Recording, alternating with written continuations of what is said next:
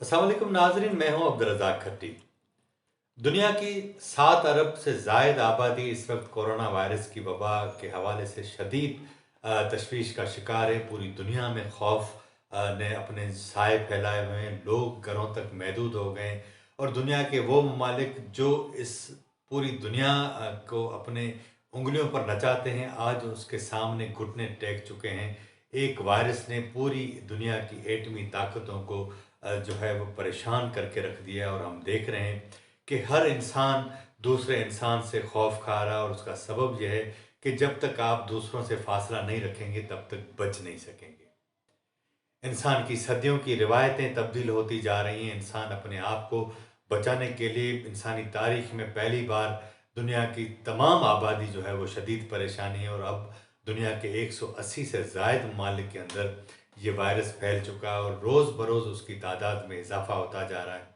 हमारी वफाकी हुकूमत इस सिलसिले में क्या कर रही है और क्या हम इसको किस तरह फेस कर सकते हैं, ये सारे चैलेंजेस हम किस तरह इनसे निमट सकते हैं, ये तो हम इस पे डिस्कस करते हैं। लेकिन आज मैं आपको बताऊं कि इस वायरस की जो फैलने की जो स्पीड है वो किस तरह होती है, ताकि आपको अंदाज़ा हो कि दुनिया के वो ममालिक जो इस वक्त शदीद तरीन जो है वो इंसानी अलमे का शिकार हैं और उससे हम किस तरह सबक हासिल करते हैं, उस पर हमें सोचना पड़ेगा। पहले मैं आपको बताता हूँ कि चाइना के बाद ये वायरस जब फैला और दुनिया के दीगर ममालिक में गया तो उसकी स्पीड किस तरह थी। जो आदाद शुमार हमारे पास अभी मौजूद हैं उसके हिसाब से कोरोना वायरस केसेस जो न्यूयॉर्क में पहले वीक में जो है वो सिर्फ 2 केस सामने आए थे। उसके बाद दूसरे वीक में ये केसों की तादाद जो 2 थी वो बढ़कर 105 हो गई। तीसरे हफ्ते में ये तादाद 613 हो गई। इसी तरह फ्रांस में पहले वीक में 12 केसेस सामने आए, दूसरे वीक में 191 केसेस सामने आए और इसी तरह तीसरे वीक में 653 केसेस सामने आए। चौथे वीक में 4499 केसेस यानी 4500 केसेस तीस चौथे हफ्ते में हो गए। एक माह के अंदर जो एक दो 12 केसेस थे वो 4500 बन गए। इसी तरह ईरान में पहले वीक के अंदर 2 केसेस थे, दूसरे वीक में ये 43 हुए, तीसरे में 245 हुए, चौथे में 4747 और पांचवें हफ्ते में ये 12729 तक पहुंच गए। इटली में पहले हफ्ते में केसेस 3 सामने आए, दूसरे में 152 आए, तीसरे में 1036, चौथे में 6362 और पांचवें हफ्ते में 21157 केसेस सामने आए। स्पेन में पहले हफ्ते में 8, तीसरे में 674 और चौथे हफ्ते में 6043 केसेस। पाकिस्तान की आप कंडीशन देखें कि पहले हफ्ते में 1 केस, दूसरे में 10, तीसरे में 15 और चौथे में 450 केसेस सामने आए। लेकिन अब तादाद और ज़्यादा बढ़ती जा रही है। इसका मैं आपको एक बात बताऊं कि ये केसेस किस तरह, मकसद ये कि जिस तरह हमारे पास एक बहस है वो ये है कि ये कहा जाता है कि चाइना और ईरान के दरमियान, क्योंकि कुम जो है ईरान का जो सबसे बड़ा तालीमी मरकज़ भी है और वहाँ उनके जो दीनी तालीम के हवाले से बहुत ज़्यादा यूनिवर्सिटीज़ हैं। वहाँ हज़ारों लोग गैर ममालिक से जाते हैं, वहाँ तालीम हासिल करते हैं और वहाँ जो पार्लियामेंटेरियन हैं ईरान के उन भी वहाँ ज़्यादा उनका जाना होता है, क्योंकि तालीम व तदरीस का सिलसिला भी और वहाँ इस्टेब्लिशमेंट जो तेहरान तेहरान की इस्टेब्लिशमेंट का ज़्यादा असर रसूख भी उसी इलाके से पाया जाता है। कुंभ क्योंकि बहुत बड़ा शहर है और वो मुक़द्दस शहर भी है तेहरान का। वहाँ के जो हैं, अल्लाह आपको भला करे, बिजनेसमैन, उनका मुसलसल चाइना की में आना जाना है, वहाँ उनकी फ्लाइट्स हैं।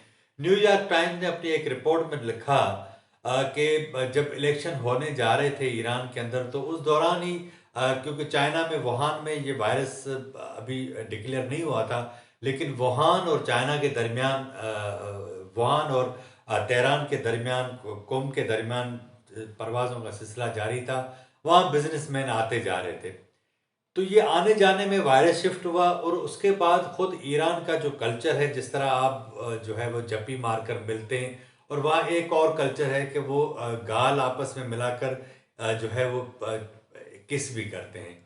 तो इस किस की वजह से, गाल मिलाने की वजह से ईरान में वायरस तेजी से फैला। लेकिन वहाँ जो एक मुजरमाना गफलत की वहाँ की ईरान की जो पॉलिटिकल इंतजामिया ने, वो ये थी कि क्योंकि इंतखाबात बिल्कुल होने जा रहे थे और वो कोरोना पहुंच चुका था, उसकी अनाउंसमेंट इंतखाबात के बिल्कुल ख़त्म होने के बाद की गई। उस दौरान सूरत हाल बिगड़ चुकी थी और जाहिर बात है कि उसका डायरेक्ट जो है वो एक नुकसान पाकिस्तान को हुआ और दूसरा नुकसान भारत को हुआ। भारत, कहा यह जाता है कि भारत ने अपने आप को इस सेंस में बचा लिया कि जितने भी भारतीय शहरी मुसलमान, भारतीय ज़ायरीन तेहरान में या दूसरे इलाकों में थे, उन्होंने फौरी तौर पर वहाँ भारतीय सफारत खाने ने ईरान की जो मुख्तलिफ होटल्स थे उनके कमरे किराए पर लिए और वहाँ पर अपने जो जितने जो ज़ायरीन थे भारतीय, उनको क्वारंटाइन में वहाँ रखा गया। पाकिस्तान ने ऐसा नहीं किया। पाकिस्तान एक तो ईरान के ऊपर जो अमेरिकन पाबंदियों के नतीजे में वहाँ इलाज मालिज की कोई ज़्यादा सहूलत नहीं थी, उसके नतीजे में जितने ज़ायरीन थे वो ताफ्तान बॉर्डर पर आए। तो पाकिस्तान की इंतज़ामिया की एक मुजरमाना गफलत थी और वो शायद इतनी जो है वो नाकाबिले माफ़ी है कि वहाँ ताफ्तान के अंदर उन्होंने खैमों की एक बस्ती बसाई और वो आपने वीडियोस वगैरह भी सारी देखी होंगी। वहाँ 8-10 टॉयलेट थे और वहाँ उन टॉयलेट में भी कोई सफाई का इंतजाम नहीं था, कोई पानी नहीं था, उन लोगों को कुछ दिया नहीं जा रहा था और लोग जिस तरह हॉल के अंदर आपने उनको रखा गया था और उसके नतीजे में वो कोरोना जो है बजाय कम होने के मजीद बढ़ता गया और वहाँ से ये बढ़ता बढ़ता इस हद तक बढ़ा। अब ये आप अंदाज़ा करें कि ये कोरोना ऐसा नहीं है, मगर ये कि आपको आप पहली बार ये इस बात का पूरी इंसानी तारीख को एहसास हुआ है कि आपके अपने हाथ जो हैं वो आपके अपने दुश्मन बने हुए हैं कि आप अगर इन हाथों को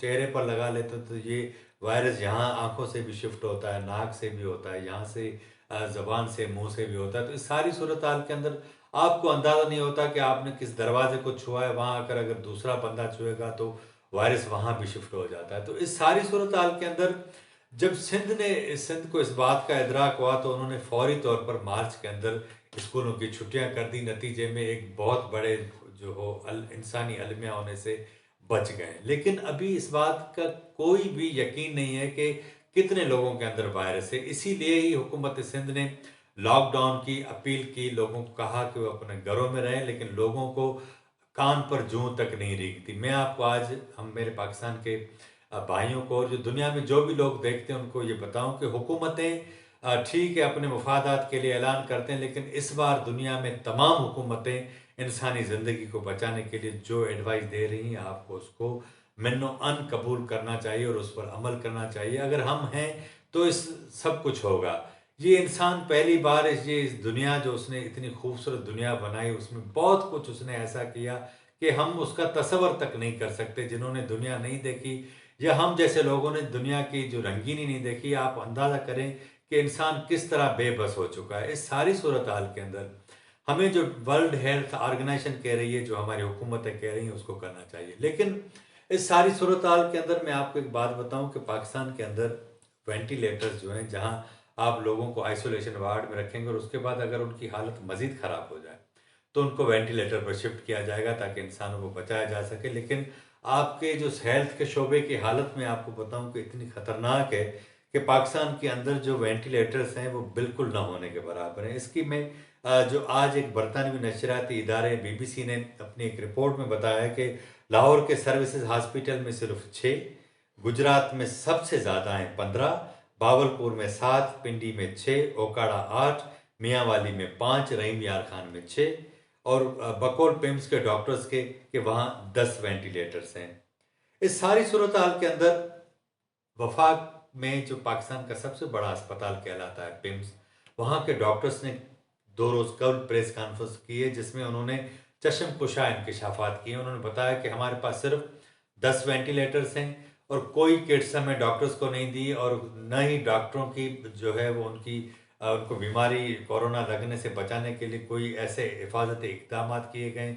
हुकूमत की जानिब से हुकूमत ट्विटर्स पर तो चला रहे हैं, प्रेस कॉन्फ्रेंस पर चला रहे हैं, लेकिन ऑन स्पॉट जो चीज़ें होनी चाहिए उसका एक ही तरीका है कि आप तमाम पॉलिटिकल क़यादत को एक पेज पर लाएं और ये इमरान खान साहब का काम है क्योंकि उन्होंने और अपोजिशन की जमातों के दरमियान इतनी दरार, इतना गैप डाल दिया है कि अब उन्हें उनके सामने आने में भी मेरा ख्याल है कि वो शर्म आ रही होगी।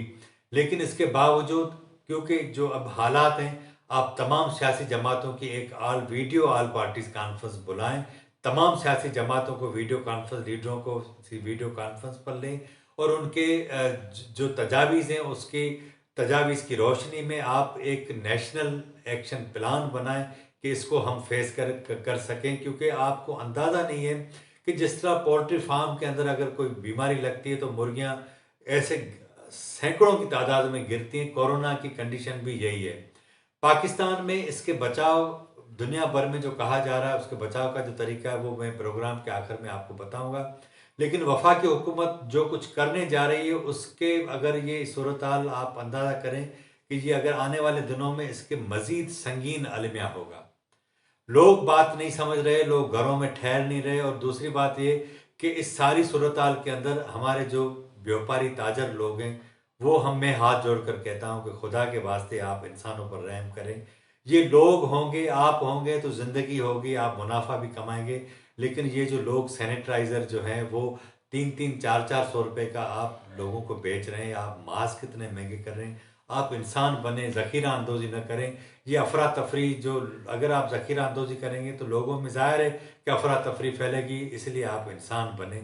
और मैं यहाँ हुकूमत को भी अपील करता हूँ कि फौरी तौर पर इस तरह की सज़ाओं का तमाम सियासी जमातों को इन आन बोर्ड लेकर फौरी तौर पर इस तरह की कोई कानून साजी की जाए कि इन तमाम लोग जो ज़ख़ीरा अंदोज़ी करते हैं उनके लिए कड़ी सज़ाओं का ऐलान करें। और जो जहाँ जहाँ लॉकडाउन के आने वाले दिनों में अपील हुकूमत की जानिब से की जाती है और लोग उस पर अमल नहीं करते तो उनके खिलाफ भी कार्रवाई होनी चाहिए। क्योंकि इटली के अंदर जो कुछ हुआ है उसने ख़तरनाक तरीन इंसानी अलमिया पैदा किया। एक ऐसा मुल्क जिसके रोज़गार के, जिसके वहाँ पर कैपिटा हमसे 1000 गुना ज़्यादा है लोगों की फी का आमदनी। वो एक शानदार कंट्री है जिसकी सयाहत जो है वो दुनिया भर में मानी जाती है।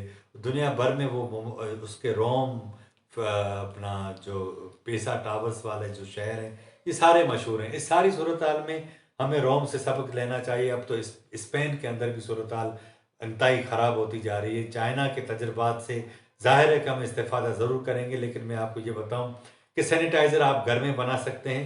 10 लेमन लें, ग्लिसरीन की एक बॉटल लें, लेमन का जूस निकालें, पूरा उसका जूस निकाल के उसमें ग्लिसरीन डालें और इस 10 लेमन और ग्लिसरीन की बोतल में स्प्रिट के 10 कतरे डालकर आप बोतल में रख लें।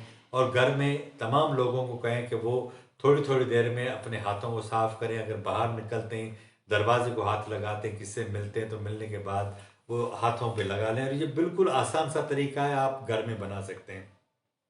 मैं आप तमाम लोगों को कहता हूँ कि ये फार्मूला है, लोगों तक बताएं, लोगों को फैलाएं ताकि सैनिटाइज़र हम बना सकें। और जो मास्क है उसको भी आप घर में बना सकते हैं।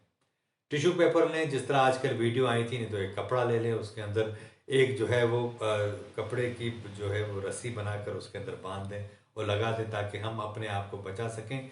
कोरोना से बचने का सिर्फ एक ही तरीका है कि आप विटामिन सी लें, अपनी क़ुव्वत मुदाफ़त बढ़ाएं। लेमन है, ऑरेंज है, इस तरह की जो भी खट्टे फ्रूट हैं वो लें। और दूसरा तरीका कोई बचने का नहीं, अपने हाथ साफ़ करें, अपनी आँखों को साफ़ करें और लोगों से बचते रहें। जब तक आप, अब समाज की रिवायतें ये आ गई कि हाथ मिलाने की ज़रूरत नहीं, दूर से हाथ छाती पे रखें, हाथ जोड़कर जो है वो आप किसी का इस्तकबाल कर सकते हैं। जितना फासला रखेंगे लोगों से उतने आप बचते रहेंगे। इस कोरोना वायरस ने जिस तरह दुनिया की 7 अरब से ज़ायद आबादी को सदियों की रवायात तब्दील करने के लिए मजबूर कर दिया है, इस बार पहली बार ऐसा हुआ कि दुनिया एक वायरस के खिलाफ जो जंग करने जा रही है। और जाहिर है कि ये जंग इंसान को जीतनी पड़ेगी। और ये जंग हम उसी सूरत में जीत सकते हैं जब वर्ल्ड हेल्थ ऑर्गेनाइजेशन की जो मशवरे हैं उस पर अमल करें। आज के प्रोग्राम में इतना ही। अगर आपको हमारा प्रोग्राम अच्छा लगा हो तो इसे सब्सक्राइब करें, शेयर भी करें और अपने कमेंट्स भी दें ताकि हम इसको मज़ीद बेहतर कर सकें। मुझे इजाज़त दीजिए। अल्लाह हाफ़िज़।